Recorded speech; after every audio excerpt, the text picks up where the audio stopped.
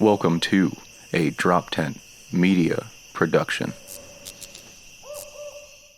The Porcupine with Adam Nutter.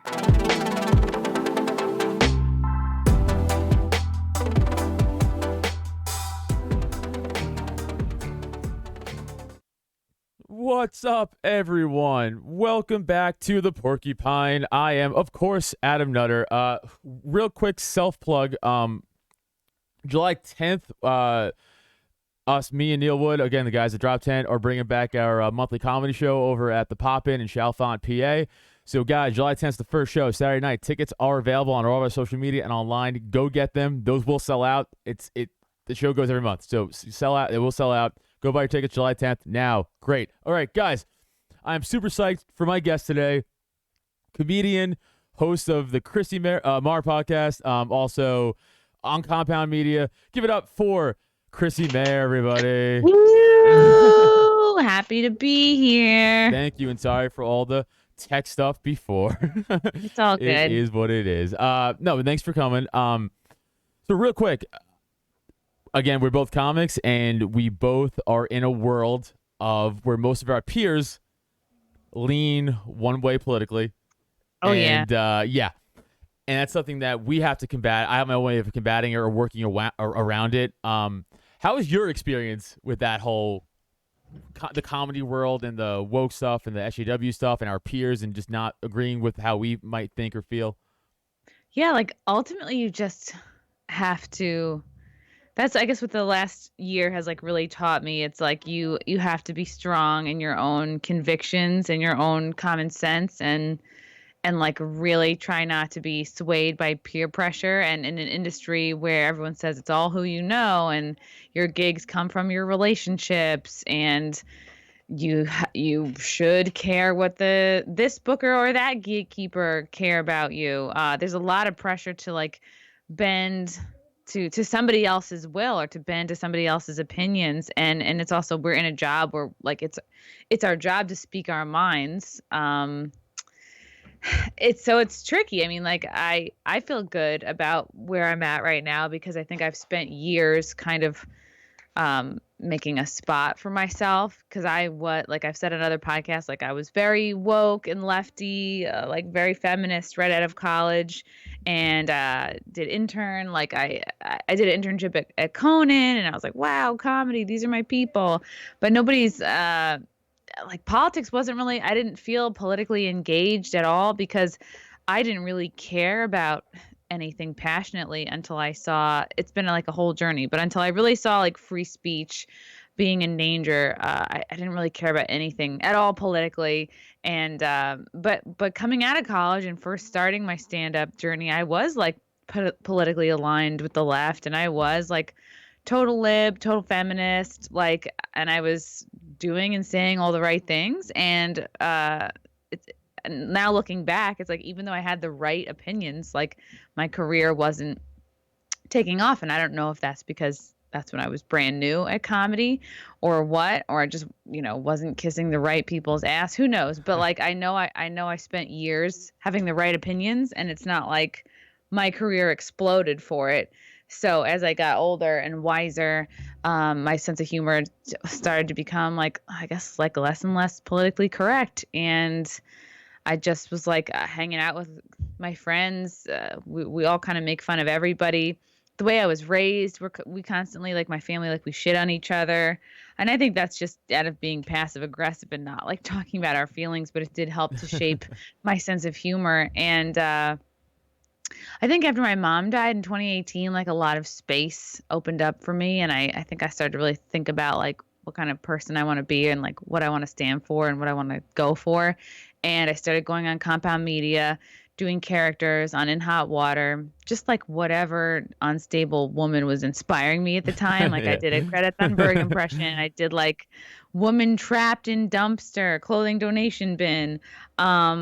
Like I was having a really fun time, and I felt like it was a good way to express myself. And then it was weird. Like I started to go on Compound Media, and it's because before that I had hosted a show at the Stonewall Inn for 6 years. It was like the gay show, right? And I was also like still registered Democrat, again, like tons of gay friends, feminist, hating men, like doing all the right things, right? And so it was an interesting transition period because, of course, like I've always loved and still love gay people. Like I'm like sort of socially very like liberal. In many ways I consider myself like a classic liberal even still. But maybe more, certain politicians bring it out of you. Like I Sure. was not for Trump at first. I came around on him only like maybe in 2018 or something Right. through meeting Larry and talking to other libertarians, realizing that like, oh, maybe I'm starting to align with this group more. And it's a big chunk of your identity that you have to be willing to kind of let go of, especially when you're not like an expert. You're like, oh no, this is my group. These are my people. So it's weird because on one hand, I had this great show at the Stonewall Inn and certain people are being nice to you and maybe they're kissing your ass because you host like probably the best LGBT stand-up show in the city. I would get people from the Cellar to guest spot, and it was always a really strong show, always really packed out. And I dealt with a lot from the booker of the venue to keep that show going for 6 years. A lot of me bending over backwards, a lot of me sinking my own money into advertising, and then many times he'd be like, "Oh, we have a really urgent Madonna sing along next week. We got to cancel your show, or can we move your show?" An urgent Madonna sing along. Yeah. Oh, yeah. 'Cause it's like they still are a national and like local or state landmark. So, but at the same time, like, yeah, they get such a huge flow of tourists. Like, they don't need to be a comedy venue, but I worked so hard, like, to carve out that Saturday night spot and just fought so hard for it. And he'd be like, oh, like when he noticed over time that I was pulling these huge crowds, he'd be like, oh, can you just do it on a Wednesday? And I'd be like, you're an idiot. You don't know how this works. Like, Yeah. we're not going to get the same lineup No. if we do it on a Wednesday. Also, it's just comedy's better on a Saturday night, I think, for that kind of venue. So, Of course. Also, people drink. So it's like you're not gonna get. Real pieces of shit or us get hammered on Wednesday nights because we don't have anything to do. Of course. But I mean, for like, right. yeah, certain real world tourists, people. Yeah. And so it was an interesting transition. So I'm still booking that show while I am starting to go and make appearances on Compound Media. And like it was like kind of slowly over time, people I could see people's like opinions of me started to change just from my being involved with Compound Media. But I found like as I started to like grow up and like grow into myself, I was like, no, these are my people. Like I have the most fun hanging around these guys. I laugh the hardest when I do these podcasts. So it was after maybe a year or so, or maybe a little less, of doing these guest spots on In Hot Water. I thought, okay, I want to pitch a show. So June of 2019, I pitched the wet spot to Compound Media. I was like, look, there's no female run type shows on this network. There's no like soft subjects of like sex, dating, relationships, right? So I pitched that and they liked it. I did a pilot episode June 11th of 2019. It got picked up. I started doing it the next month in July. It was like really, really exciting.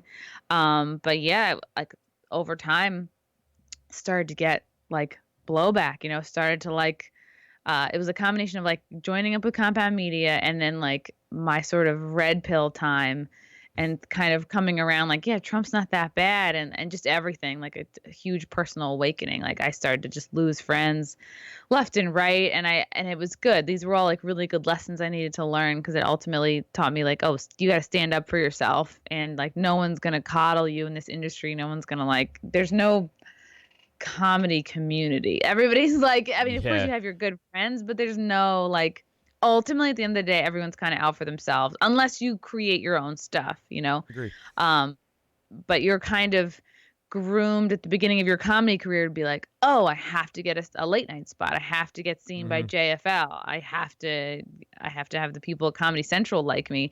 And I found that my involvement with Compound Media kind of put me at odds with all those people. And kind of very early on, I was banned from the Creek by Rebecca Trent for like dumb personal reasons. Like she was just very jealous and pissed off that I was dating this guy that she had been dating, I guess the summer before we got together. So there's an example of like, that's not even politics. That's just like there's dumb shit that can screw you over in comedy at any time, because it's like there are just humans, you know what I mean? Like a lot of people were bitching about Jeff Singer a couple weeks ago, Right. like, Yeah. oh, misogynist, he's homophobic, whatever. This is X, Y, and Z reason why he didn't book me. And like, he didn't book me either. I could have very easily jumped on that train and been like, yeah, I found him misogynistic. I'm like, yeah, he's just one dude who didn't find me funny, who Right. didn't find all of us funny, Right. and didn't pick us for whatever reason. Does it really matter if he was in his late 50s and old school, or maybe felt a certain way about seeing a similar, like, gay guy routine over and over, or similar females tell similar jokes? Like, maybe so, but who cares? It's comedy is such a subjective. There's never going to be like an objective gatekeeper. It's Isn't that impossible. also though kind of his job? Like yes, his job right? is to pick. And you just don't like that he didn't pick you. Right, because that's a fair criticism to be like, hey, I've seen this act 100 times already. I think we're gonna pass. And if you happen to be a gay comic, be like, well, it's because I'm gay. It's like, well, no, because I heard the same gay jokes for 4 years in a row, maybe, or the same type of material for 4 years in a row. So it's not that. Maybe make a better one or a new one or more. Yeah. So that's a fair pigeonhole to put him in. And you have to just like really try to like take a step back and be like, if you were the booker for JFL, tons of people would be unhappy with you as well because you didn't pick them. By the same token, I'm sure plenty of women and gay guys have gotten gigs and opportunities specifically because they are either women or gay guys. Like it's hard to notice the times in which being in your specific category has helped you, but it's of course easiest to, bitch when it doesn't go your way. So yeah, I mean, I wasn't picked by Jeff Singer either, but like at the time I was like, yeah, what else? Like, who else am I getting rejected by? Okay, big deal. Like, time for me to make my own thing, find my own way. I was starting to notice that like a lot of fans in Compound Media were really liking me. I was noticing that my road gigs were doing great. I was getting more of them. The audiences were filling up. So I'm like, okay, like I have fans here. And over the course of a few years, like I just really learned the lesson of like, yeah, if you're sitting around, doing spots in the city, kissing ass to get on a produced show, like whatever it is, like in the hopes that a Jeff Singer or a Rebecca Trent or a like whoever, a Luisa Diaz, whatever the like, whoever the booker is that you need to be in their favor. If you're hanging around somewhere just to be around someone who might book you on a thing, like, okay, I spent years doing that, but once I realized that the most powerful thing is to find your own fans and like really do what you want and work on getting better instead of trying to like kiss everybody's ass and be in the right place, or like you have to just do you as hard as you can. Get your mailing list in order, get your website in order, make your content, be regular about it. And it's not necessarily about the late night hang or the 5-minute tape. Like that's all part of it, of course, but I've seen so many comics that I think have ultimately become like surly towards me because they've never thought to find another way. They've been like 10 plus years still pining away for that JFL look or for that late night spot or for like whatever opportunity. I've seen so many comics who do get a late night spot and then it doesn't change their careers at all. It's just not going to propel you into stardom the way it did, couple decades ago, as we all know. But that's what the biggest lesson for me is like the rejection by all these people really helped me like find my own way. It made me want to work harder, not in like a kind of like, fuck you, I'll show you, man, but in a good way. Yeah. I think everything happens for a reason. No, and so I think all those years of rejection helped me figure out like what I really want to get out of this and like what really matters to me. And especially with all the censorship of the last, I guess like couple years. I would say the Trump years was where it really kicked off, right? I mean, let's be honest, like, those were ramped up, the real cancel culture. And because it was, I guess, predated because of him, not predated, predecessor off of him, right? Like it was like his presence made a lot of people be like, everybody gotta go. Anybody because he was like such a dark horse candidate. Right. Like the establishment did not want him to win. Obviously regular zombie Democrats didn't want him to win. Just people who don't. And I really didn't. I was in that box too. I didn't like him at first. I voted for Jill Stein in 2016. Like, what Yeah. the hell did I know? I wasn't trying to figure anything out. Yeah, so So I guess, Chrissy, my Trump question then to you is like, are you? Actually, no. Let me ask this first. Are you politically now Republican, or are you like libertarian but a Trump fan? Like, there's a difference. Like, because like my wife liked Trump, but she hates the Republican Party because she thinks it's trash, and she's right. But like, she's not libertarian yeah. either. She's more. I guess she's kind of more libertarian than she's anything else, but she's not officially. So I'm thinking like, are you kind of like her, like where you're like, I kind I of lean think so. libertarian, Both but parties truly are Yeah. trash. That like the GOP has been like so weak and like just it's hard to respect them at this point. And it seems just like everybody on the left is just like they're insane and they're living in another reality. So I do think I'm with like there's so many people right now who feel like politically homeless and I don't know if I might even still be a registered Democrat, but I think I do definitely align more libertarian. Yeah, would you ever think about like switching parties and like fully making the jump over and be like, this is my thing now, like just go, Yeah, I might. It's just like, everyone's got like a huge long to-do list. It's like, of okay, course, I'd do it. Yeah, if it kept me from voting, I mean, it's like if it ended up being like really important, I would switch my party. But it's like, I'm like, oh yeah, it's another thing I have to do. So you were now obviously down at the Capitol on the day of, right? You were there like the whole weekend. I was there the whole weekend. Yes, I had been covering the Trump rallies in the months leading up to it as well. I was there in November for the Stop the Steal rally. I was there in December. I forget like I don't know. Oh, maybe it was Million MAGA March. Yeah, I forget what the names were each time, but I went because I was like, I don't feel like the mainstream media is like really showing us all what's going on. They were really downplaying it. They were saying there's barely anybody here when really they were just choosing to cover it at times before people were really Right. like arriving. And yeah, I had been pretty inspired watching a lot of folks do man on the street work, like Austin Fletcher from Flecka's Talks and Elijah Schaefer. I'd been like watching them over the last year, being like, I'm really inspired by what they do. They really get in and talk to the people. And there's like something really brave about that. Like, of course, I'm not rushing into like a BLM rally. I'm not trying to get like my face beaten in, but I was Yeah. like, yeah, I can cover these Trump events. Like this is going to be safe. Like, and so I went, the first one was November. I was blown away with how diverse the people were there, with how nice they were, with how excited people were to come talk to me. And of course it was the folks from like who they or their parents are from, like Venezuela or like wherever, or like some other country that's like, had been socialist or something. They're like, yeah, we're heading in the wrong direction. Like we've lived through it. We came Right. to America to get away from this shit. And here we are. So they're very passionate about that. So right away I saw, okay, everything that the media has been telling us about the MAGA movement and about Trump supporters is 100% wrong because these are the nicest, most diverse group of people I've ever been around.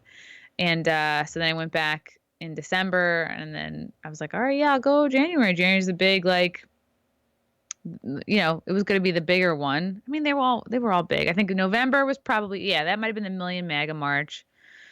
Slightly less people in December because like they were a little disorganized. People ended up just kind of following, like congregating around whoever they follow online. It's basically Okay. like kind of influencer led. And Alex Jones always rolls really deep. Like he has a ton of people. Like he is just flanked by security and he walked really fast and he's a presence too. He's a big energy. Might have been the December or the November protest where I was like just walking maybe like 10 feet away from him. And I was like, oh my God, this is so cool. Like he's there. And he obviously has a ton of fans. Oh yeah. Everyone's fanboying out. But he's very commanding too. He's very commanding presence. It might have been the December or November, where there was like they they tried to just get him like impromptu to speak. And I think, God, I can't remember who was on stage. She had just put out a documentary. She, I think, used to work for InfoWars. I don't know if her name was Mindy or Mandy or something, but she had just put out a documentary. Anyway, so he and his group were trying to like, everyone's going, let Alex speak, let Alex speak. And he wasn't like a planned speaker. Right. And maybe he had been kind of like ousted from the speaking lineup. I don't know. But he just walked like 100 feet away, took like at least half of the audience that had been watching the planned speakers. Like just, he is a magnet, you know, he just attracts, like he'll pull people everywhere he goes. And everyone's just like, so like, you know, entranced, like just hanging on every word. Everyone's trying to get him a different loudspeaker, a different, like, you know, speakerphone that works better. Like it's really like, it's amazing how the ways in which people come together at events like these. And so, yeah, I'm just there. I met my friend Riss Flex, who has a YouTube channel that I really came to admire over the last year. Like she had covered a lot of conspiracy topics. And while I was sort of becoming red pilled, I was watching a lot of her stuff. And she's very well researched. She likes exposing like corrupt politicians. But she's also like, it's like how many girls are on YouTube talking about conspiracy theories. So she was very interesting to me, and I reached out to her and we became friends. So we ended up meeting up at a couple of these protests, like doing the same thing. We're doing man on the street stuff. We're trying to talk to people and like, you know, like who are the Proud Boys? What kind of people join? Like, what are you guys really about? What do you think of the stereotypes? Like just talking to regular people at the protests, like, where are you from? Why is this important to you? Like, why do you love this country? Blah, blah, blah. So figured the same thing would be with the deal with January 6th. You know, you have each one of these protests is like, sometimes it's organized, sometimes it's disorganized. Some people are just following their person, but there had been a little bit of a schedule for January 6th. It was like, okay, like there are going to be some speakers in, what was it? The Ellipsis or something, like President Park. I forget for what time it was like, and then Trump didn't get on to speak until like noon, and then 1 p.m. was this planned, because I remember I would see the schedule was passed around social media for like definitely the days leading up to it, and then 1 o'clock was the planned march point at the Capitol building. We're all going to march there, so there was never any kind of like planned break-in. There was never like whispers of a insurrection or a takeover. It just was like, this is like every other rally where there's planned spots to move to like keep it interesting. Right. And keep it moving. And it was so cold that day. It was so funny listening to the people around me. They're like, you know, a couple people who are conspiracy minded, but like, they're making it extra cold for us today. They're trying to freeze us out, you know. The ions in the air, man. They're freezing the ions. Like, all right, dude, calm down. Cold though, and I was like, I might start to believe in that. Yeah, I mean, what would it take? Probably not much. So, and me and Riss, like we had left, like Trump was still speaking. And I remember hearing him say like, yeah, like we're going to march over there peacefully. He was never in his speech like saying anything like crazy or trying to like encourage us to be violent. Like that's insane. And of course, like if there were any proof of that, it would be all over the internet by now. So a bunch of us like left kind of early to go to the Capitol because we're like, it's fucking freezing. We just want to start moving again, like start walking again. So we left to go over there, and it was exciting. It was like this huge, you know, regular march over there. Exciting for me, just talking to the regular people and seeing the costumes. There was a guy in a skeleton costume who said, I voted for Biden 9 times. Like, that's the stuff that I live for. Like, that's funny. Funny costumes. Families, kids in strollers, dogs in strollers, dogs in costumes. Everyone's like, oh, so many people selling Trump merch. Like everyone's got their own little side hustle, side business. It's like really exciting to see that because they could clean up. It's like a big concert. Everyone's there. Everyone wants to buy the shirt. You know, everyone believes in the same thing. Everyone believes the election was perhaps borrowed. So, and so we're all marching over there. And then me and Riss like hung back when we could see the Capitol building, because we were like, oh, well, we don't want to go right up to it right away. Like, we're just going to see what's going on. And we were kind of interviewing more people. Somebody had a radio going of like what was going on inside the building, like what kind of proceedings were happening. We weren't, at the time, I didn't quite know like what was going on inside the building. But later on, it was figured out that they were, I think, about to talk about like the election proof. Like, Okay. I'm trying get you demonetized, but I think they're about to talk about the evidence of ballots and stuff, I guess. And so we didn't really quite know what was going on up there. Sometimes we would see like a smoke bomb go off, but we would be like, oh, is that a firework somebody had? Is that a smoke bomb? Are they just trying to like keep the crowds at bay? Like we didn't see a lot of activity, and we're like, all right, it seems pretty tame still. And then we just see more and more people walking up to the building, and families, kids, dogs. We're like, yeah, let's get closer. Sure, why not? So then we walk up closer. Then we're right up to the building. It's exciting. It feels like Woodstock might have felt. Everyone's got their blankets out, picnics, dogs, kids, listen to music, just hanging out. People have their flags. People are like chanting stuff. Like it was chill. Everyone's just like Right. standing on the lawn.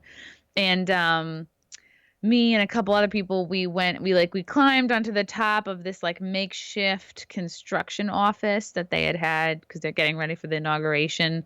So I was like, oh, this is sweet. I see like a bunch of these other media people climbing up there to get a better view. So I get up there too, and I'm doing like a lot of panoramic views and videos and stuff. I think I called into a show. Oh yeah, I think I might have called into In Hot Water while I was there. I'm like, this is exciting, this is neat. And then I look over, I see a few people are starting to scale the concrete wall of like the Capitol building, but I see them just on the top of it. Like, hey, I climbed it. It was almost just like a Tough Mudder, like Yeah, like a they're Spartan climbing race. to see if they can climb it. And then I thought, okay, they're just on the other side of this fence. Like, let me get a picture. Again, I didn't see anybody doing any crazy shit. I just was like, oh, they're just climbing up there to get a better picture.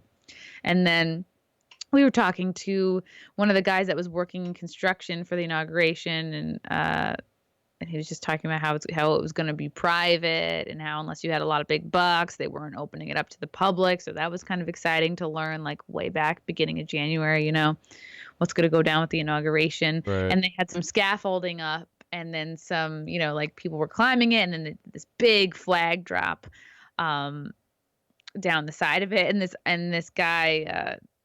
Construction guy was like, oh, if the wind catches that right, that'll act like a sail, and then that whole thing will blow down and all those people will fall off. And then we were like, oh shit, it really hope that doesn't happen. But again, it was just like exciting. People were just like climbing on top of stuff, just almost like, to me, like the way that like kids would. I didn't see any violence. It just was like, oh, people trying to get a cool picture. They're excited. Again, there was like no police, nobody stopping anybody. But it was like very chill. The vibe was very chill and like nonviolent. And then I would see in the distance, like I think I was on the south side of the building. And sometimes I would see like a puff of smoke, but I'd be like, what or who are they trying to break apart? Like I couldn't really see very well from where I was.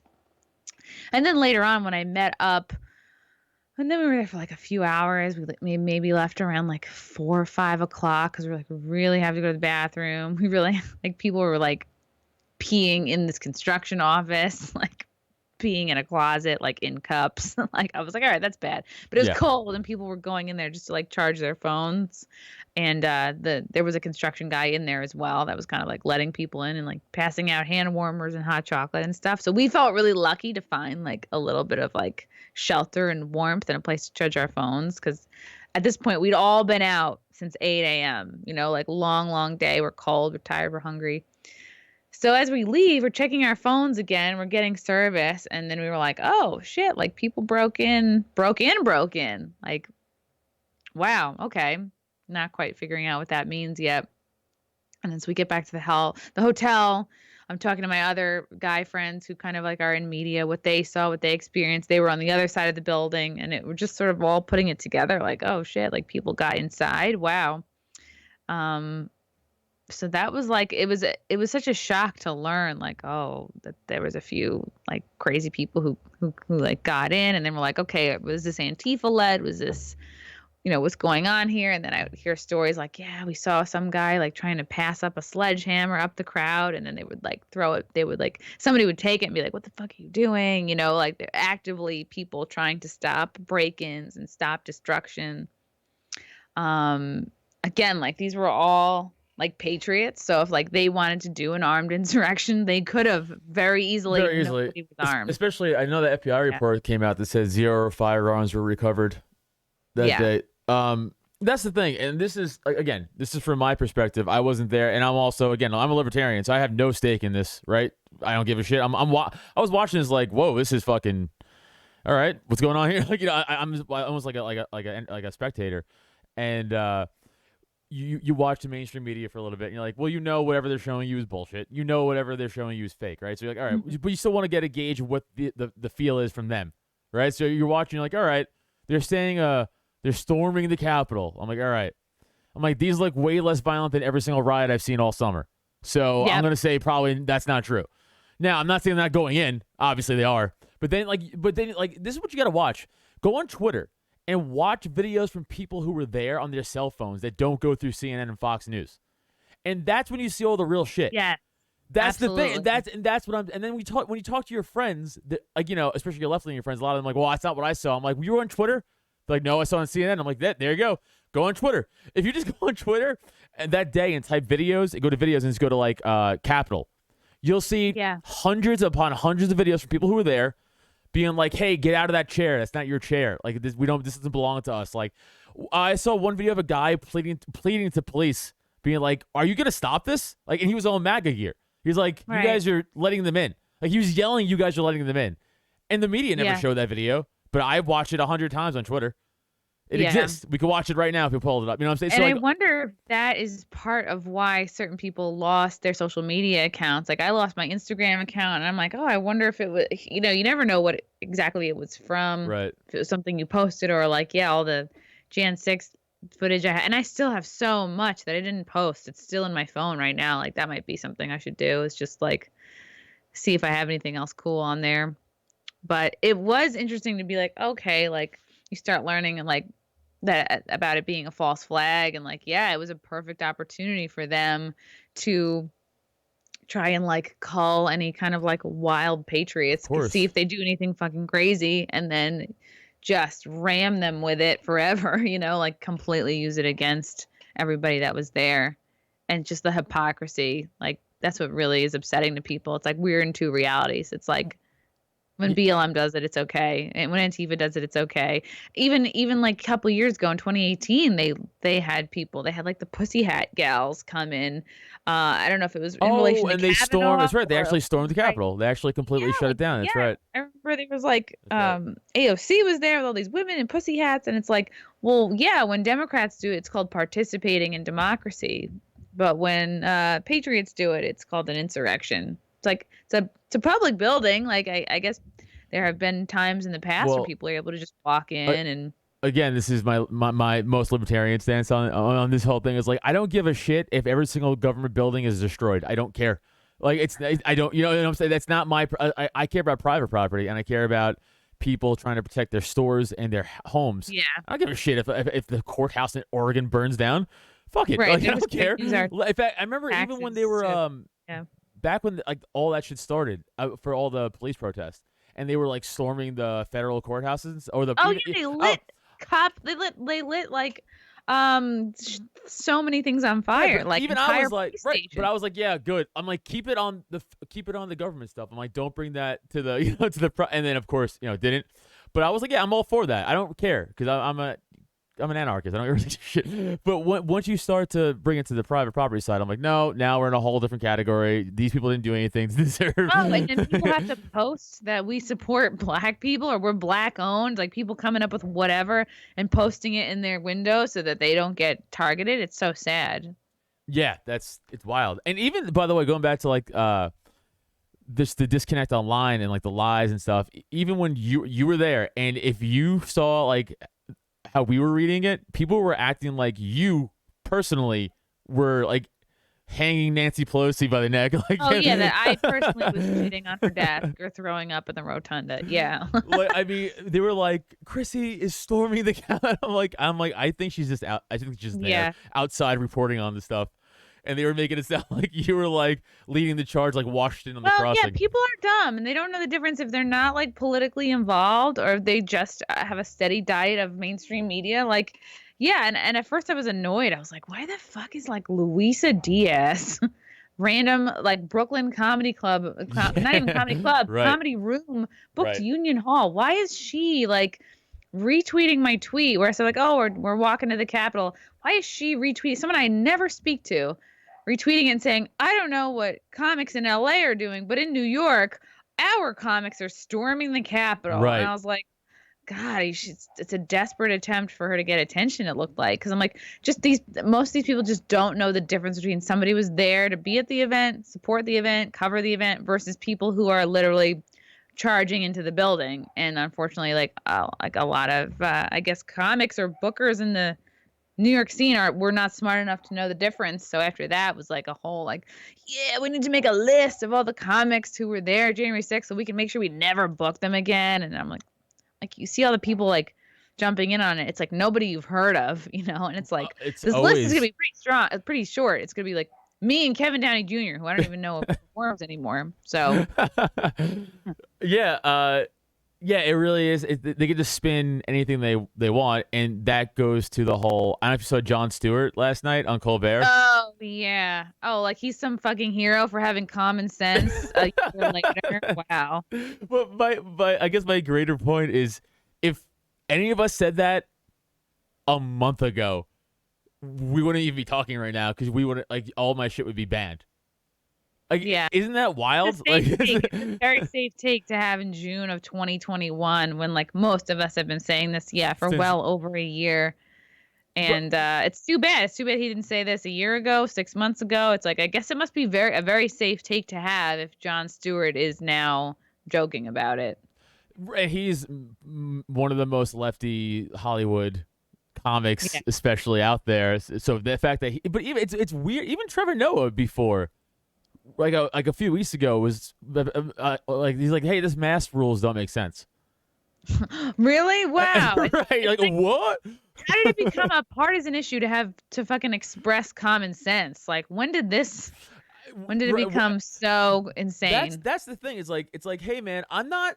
Listen, I never said I was fucking smart or the smartest guy in the room, but there is a there is a point where it's like, hey, but you have eyes and ears, right, and common sense that we can all look around. Like the G7 summit, they're all standing together, taking pictures with their masks, their masks on, and then they sit down and take their and they're all in the same exact distance. It's like they move, and they're all vaccinated, and they're all like who is this performance for? Is it for regular people? Because regular people aren't really watching or giving a shit about that. Is it? It's like, I don't know. Maybe it's for like the select group of people who are just like obsessed with international politics. You know what though? I think because there are a lot of regular people in this country everywhere, and we all know, right, that they're still completely all on board with the hype. Even though, again, it couldn't be more clear, especially now. I mean, California compared to Texas and Florida with those numbers and all the lockdowns and it's especially like, you know what? It is a performance for regular people. I take that back because they think the average person is not going to sit and watch the whole thing, but they will see the clip of the elbows touching and go, look. All these world leaders, they don't think it's safe yet, and that's it. That they want that to be the chief takeaway. Is like, oh, we can't be normal yet. Gavin Newsom is at French Laundry in L.A. with a bunch of people that aren't his family, unmasked, eating at a restaurant, and he's like, if you go though, that's a fine in jail. You can't open your business, but I'll go to this restaurant. Pelosi was getting her hair done. And that's what I'm saying. It's like, hey, does that again, just on its face value, does that make sense? Does that sound right to you guys? Does that sound right to you guys? Yeah. It's like, I guess it's not that deadly if you're able to just like go out willy-nilly. Yeah, and then I'm sure you've seen Tom Woods. I'm sure who Tom Woods is, but he's big in the libertarian scene. And but like he's posted all of the mask and lockdown science and how it's been just severely detrimental and it's done zero good almost compared to the like. Because everything goes up, right? Like suicide. Like I think they said teenage suicide rate went up like a giant percentage wise since the last a year and a half. Because they can't figure out Zoom.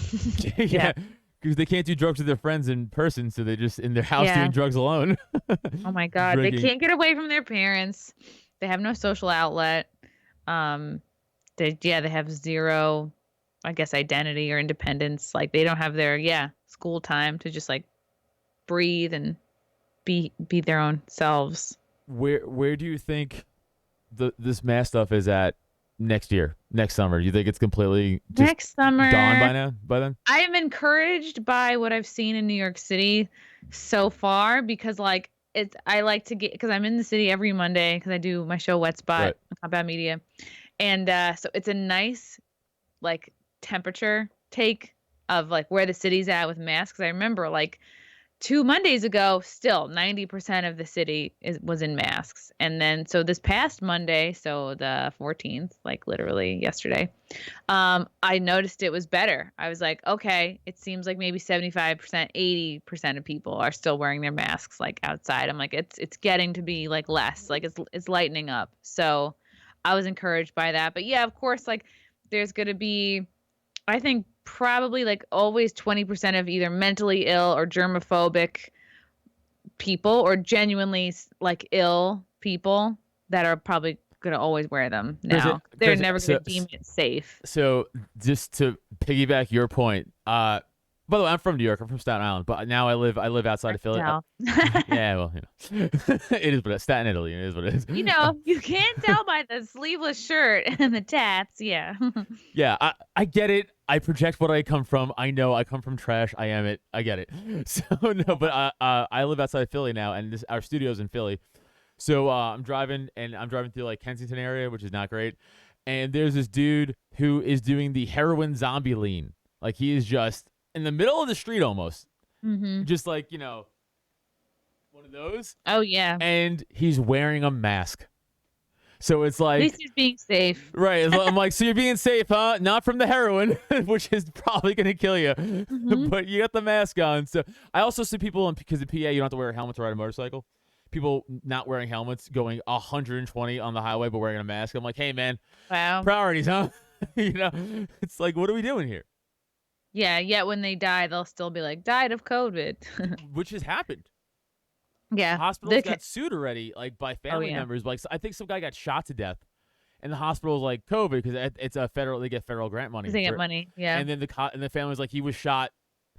We're suing you, and they had to like overturn the death certificate and everything like that. Them. Yeah, the drug use in New York City is way, way up. From what I see and step over every day. Yeah. Oh yeah, no, it's bad. Even in Philly, like I noticed way more open homeless drug use driving through Philly. Jess, you notice that? More open drug use through Philly, like open homeless drug use through Philly, because you're yeah, right. Yeah, because they don't give a fuck. They're like they're just the police have sort of like thrown their hands up. They don't want to lose their jobs. Yeah, it's wild. It really is wild. But again, off the whole just agenda power grab thing, I find it weird. So I want to get your take on this. Out of nowhere, the government's like, "Oh yeah, by the way, aliens are real. They've always been real, and you guys are actually crazy for believing they were not real at one point." Like had like a complete, like 180 of the government. What do you think is up with that? Like, do you have any take on the whole alien thing, or? I bet it seems that if one wanted to create an alien-related false flag, one would think that it's being perfectly set up to do so. Yes. And then if you've watched or closely like Bob Lazar or any of the Area 51 stuff, it's like it looks like the government may have been able to reverse engineer alien spacecraft. It's like there's a lot pointing to we already have this capability, or if we don't, another country does. But it certainly seems plausible that we've been able to do that. Just and there's so many other like little like holes, like rabbit holes you can get into. Like the one I'm into now is like the Tartarian Mud Flood. That basically it gets into the theory of like that civilization has hid the presence of giants from us. I've read up on that stuff. And they're the ones who built like they had an incredible architecture that they built. The pyramids were built by them. That we have all these like giants bones that we've excavated that we've just kept hidden. The Smithsonian keeps it under wraps. And that's what's interesting to me lately is like what do global governments get out of keeping this information secret? But yeah, I mean, I've heard that like what was it? Maybe FDR was the first president to speak with like alien life, and that each president since has like somewhat interacted with aliens or with the alien representative. Yeah, I've heard that too.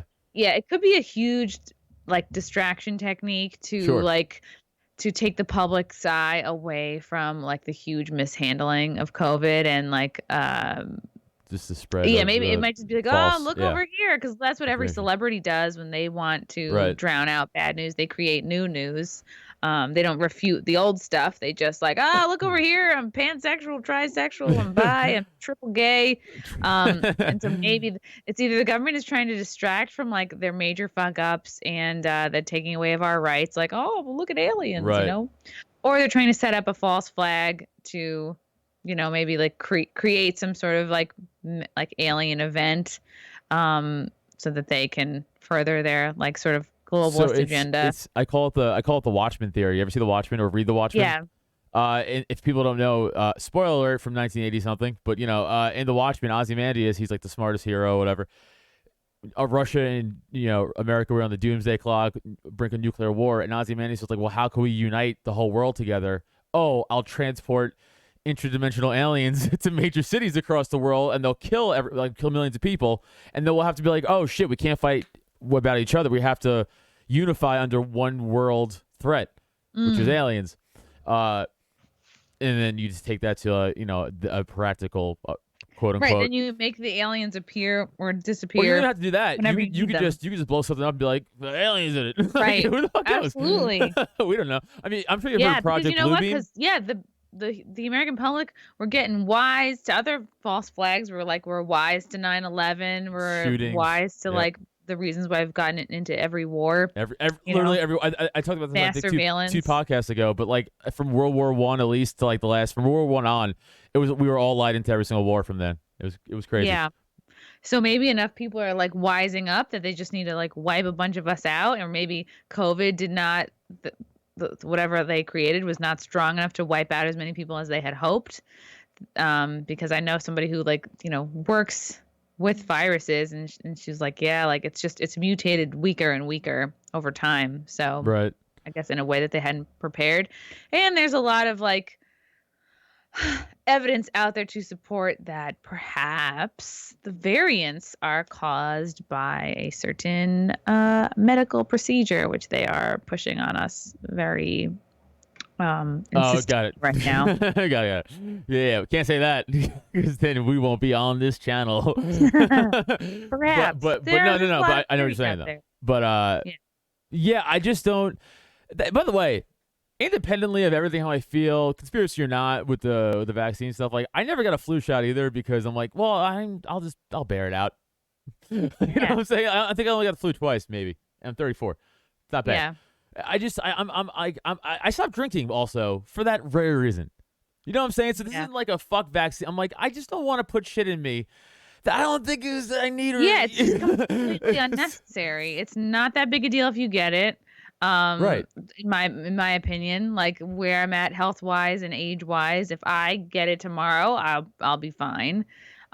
It's just that like I have a feeling I know what it'll be like if I get that versus if I get something where I don't know what the effects are going to be, long term. It's tangible. It's risk analysis, right? Like it's everyday life. It's like I look at this and go, well, okay, what's the death rate? Oh, super old or super vulnerable? Well, I'm neither. Sure, I have brain trauma. Sure, but I'll roll the dice. I don't think that's going to matter that much. And and then again, same thing. The same reason I stopped drinking. I'm like, I feel like shit. I'm getting fat. I don't like the way it makes my head hurt. So I'm gonna stop drinking. I don't want to put this in me anymore. Again, I don't want to put shit in me that I just don't think is gonna benefit. Right, and the way to do it is to like prove to the American public that the risks are worth it. The way to it's not the way is to what they've been doing, which is bullying and trying to use like peer pressure or free donuts. That's not the way. They're offering like season tickets to like minor league teams. I'm like, what are we doing? It's. I don't know. I mean, the government doesn't, I feel like, ever offer anything voluntarily up, like information. Right, so of course. The fact that, going back to the alien thing as an example, the fact that, again, they've vehemently denied alien existence, our government especially, since 1947, the Roswell thing, so much so where they would like sometimes ruin your life actively if you were like getting close to like being like a truth guy. Wow. And then all of a sudden, they were like, Here's everything. Yeah. Is that weird? I was just saying, it's on this face value again. Is Gotta that be is setting that the our stage for alarms? something. Yeah, there's got to be a reason. Red flags to me. But Whether just a huge distraction or like let's set the stage in case we plan some shit for 6 months to a year from now. Yeah. so I guess we'll take us on this. Who do you think runs against Biden in 2024? Do you think it's even still Biden in 2024? Or do you think it's Kamala Harris by then? And do you think it's going to be another Democrat win, or do you think the right or libertarians, which we probably won't, but have a shot? Yeah, poor libertarians. Hey, I think we're going to pull our pull to Dave Smith and have him go and have him run. Yeah, that'd be interesting to see. Like, I hope Joe Jorgensen doesn't run again. No. We're really going to try to get Dave to do it. Wow, that'd be very cool. Yeah. I think he might have my vote. Yeah, I think it'll probably be DeSantis. I don't know if he's going to run with Trump or with somebody else. No, Biden is not going to run again. I'm surprised he's lasted this long. I'm surprised the Kamala takeover hasn't already happened. But I think probably by the end of the year, she might be solo there. Did you see his speech the other day? It was literally literally incoherent. It was wild. Speech is such a generous word for what happened there. Yeah. It's crazy how low the bar is for him. That even if he just completes a sentence, people are like, "Oh my god, he still got it." He's like, "You're doing great, champ." He's like, "Thanks." Doing great. He must be exhausted. He must be like really unhappy, really like not into it at this point. I don't know what kind of drugs they're having him take to like be up, but there's no way he can be happy with the situation. No, for sure not. All right, so yeah, I mean, we definitely covered a lot. It's super cool, interesting from your first-hand take of actually being there. So it's cool to actually speak to that instead of just all second and third hand stuff. But Chrissie, tell everybody where they can find you, your podcast, any show dates coming up. I see you're actually gonna be by me, I think, kind of soon. Oh, yes. We're going to be in Bethel, PA this Friday, June 18th at Pat Garrett Amphitheater. That's Comedians of the Compound. So myself, Anthony Cumia, Aaron Berg, Gino Bisconti, some more of the dudes. Get tickets for that. Let's see. I'm going to be in the Jersey Shore next month. Uncle Vinny's July 17th, and then Jinx on the Boardwalk July 20th. I'm doing a couple of dates in New Orleans, August 13th and 14th, and then I'll be in Vegas with Comedians of the Compound September 10th and 11th, and then back to Hyenas in Dallas September 17th and 18th. So as tickets become available, I will be putting them on my website, ChrissieMayr.com. And yes, if you are interested more in the January 6th stuff, I did an episode recently with Elijah Schaefer and Julio Torres, I think his name is. He works for Town Hall. He's like a legit reporter. And they were both at Jan 6 as well. And I think both got inside the building.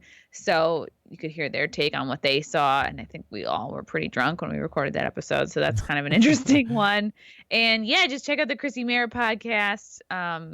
A lot of fun interviews with all types of people. And then, the Wet Spot on Compound Media, Mondays at 7:30 p.m. Eastern. Awesome. And again, guys, you can check me out at Adam Nutter, all the stuff.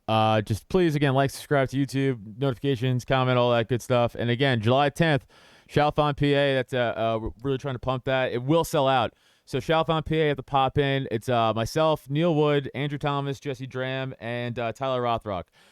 Come on out. I'm telling you, it will sell out quick. So tickets are up on all of our social medias. Come on out. Chrissie, thank you so much for coming on. Super awesome. Thank you. And see you guys later next time. Thanks, Adam. Thanks for listening. Find Adam on social media, Twitter and IG at Adam Nutter, or Facebook and TikTok at Adam Nutter Comedy. And for podcasts and merch, check out www.droptent.com. Don't forget to rate, review, and subscribe so you never miss an episode.